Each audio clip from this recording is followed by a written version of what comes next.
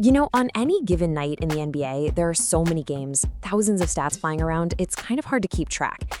But what if I told you that on one night, a single invisible thread connected a bunch of superstars, role players, and even some guys who didn't even play?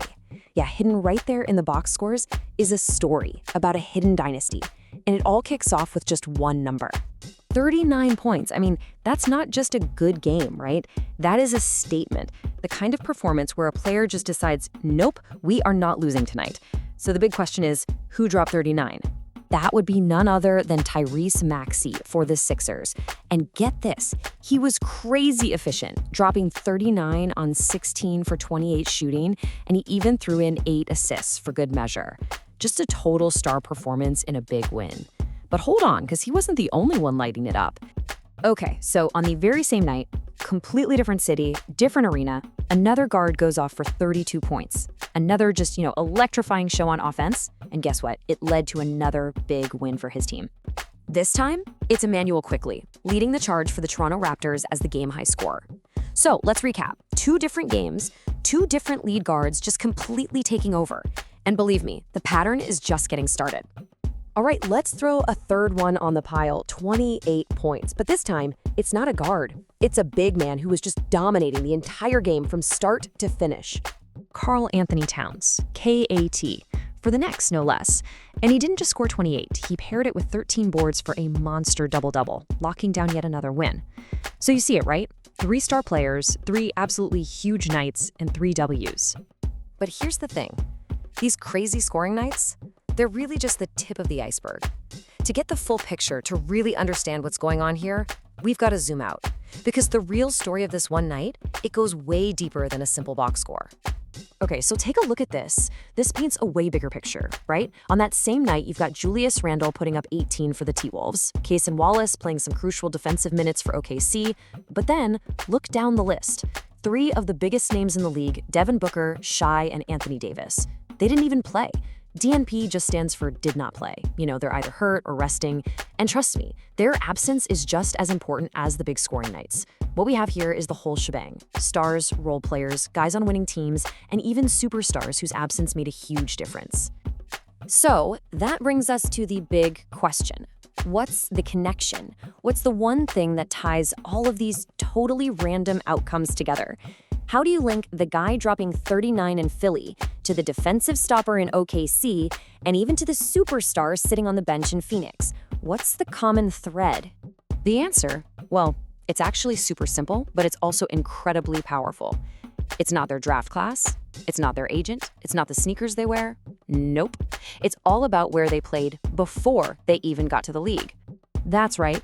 Every single player we've talked about so far. Maxey, Quickley, Towns, Randle, Wallace, Booker, SGA, AD, all of them played for the University of Kentucky. They were all Wildcats. And this, my friends, is not a coincidence. It's a system. And the sheer scale of this system is just staggering. Right now, as we speak, there are 27 active NBA players who came out of Kentucky. That is more than any other college. It's basically a hidden dynasty that's quietly influencing the entire league every single night. And look, this isn't just about throwing numbers at you. We're talking about A-list quality. We're talking MVP candidates like SGA, NBA champs like AD and Jamal Murray, and just lethal scorers like Devin Booker.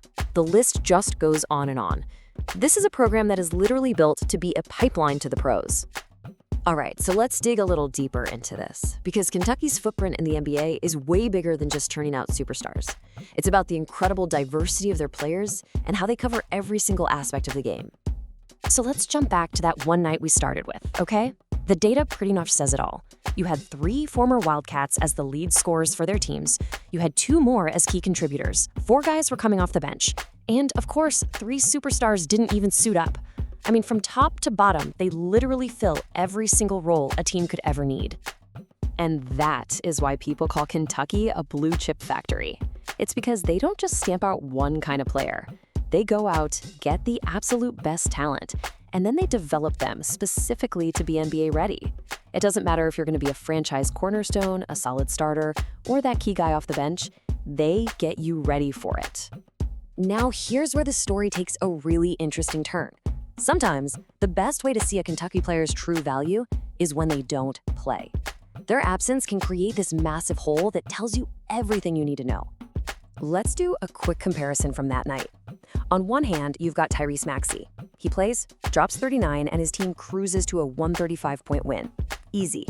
On the other hand, his fellow Wildcat, Devin Booker, is out for the Suns. And what happens? Their offense completely implodes. They score a measly 77 points in a bad loss. That right there, that is the impact of a blue-chip, factory-made superstar.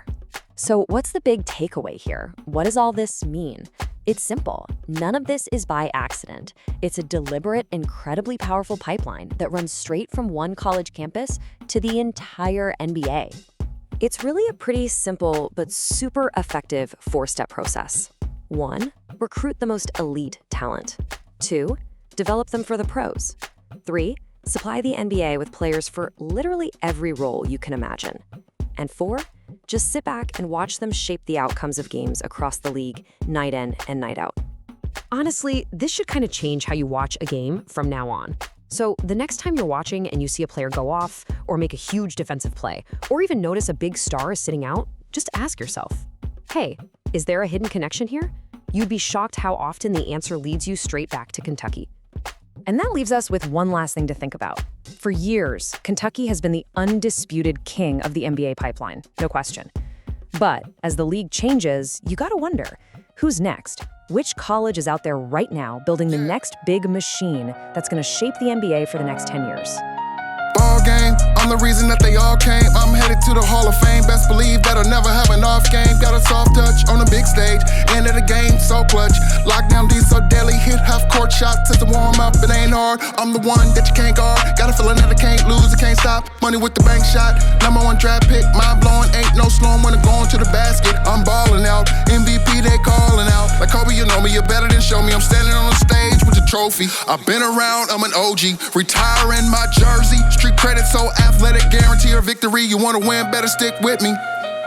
When the rock's out, I box out. In the lead when the clock's out. There never was any doubt, I'm here to get the win, then I'm in and out. I play ball in the playoffs. Your game's off, you remain soft. I ball's hard, I'm an all-star. I'm pumped, y'all, from the jump ball. So what's up? I'm on top and it can't be touched, bruh. I shine like a skylight, get it poppin', top 10 highlight. On the playground, I raise up, make 'em lay down. The alley-oop, sit back, watch daddy hoop. I'm putting on for the city.